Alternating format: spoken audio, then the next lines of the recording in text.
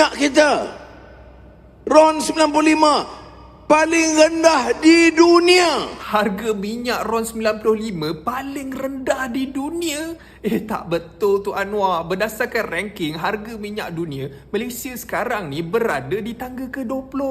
Dan kalau kita ikutlah harga dengan subsidi Budi Madani sekalipun, kita berada di tangga ke-8. Dia memang penipu rakyat, lagi mahu percaya. Itulah satu daripada beratus komen yang ditinggalkan netizen apabila bersetuju dengan ulasan seorang TikTokers mengenai kenyataan Perdana Menteri Datuk Seri Anwar Ibrahim yang sentiasa memainkan isu harga minyak ketika berkempen dalam musim pilihan raya negeri baru-baru ini.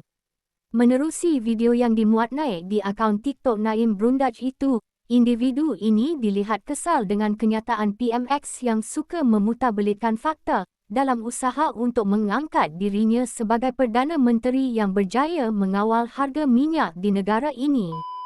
Kita janji betul nak turun minyak. Oh, tahun pertama saya tak boleh. Ambil hutang banyak, baru selesai COVID, saya ambil masa. Tapi hari ini, minyak kita RON 95 paling rendah di dunia. Harga minyak RON 95 paling rendah di dunia? Tak betul tu Anwar. Berdasarkan ranking harga minyak dunia, Malaysia sekarang ni berada di tangga ke-20.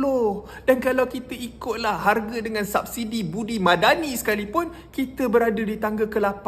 Tapi yang paling penting sekali Anwar, sebelum kau jadi Perdana Menteri pun, harga minyak di Malaysia ni memang antara yang paling terendah di dunia. Jadi yang sekarang ni kau nak datang ambil kredit ni dah kenapa? Tak malu ke?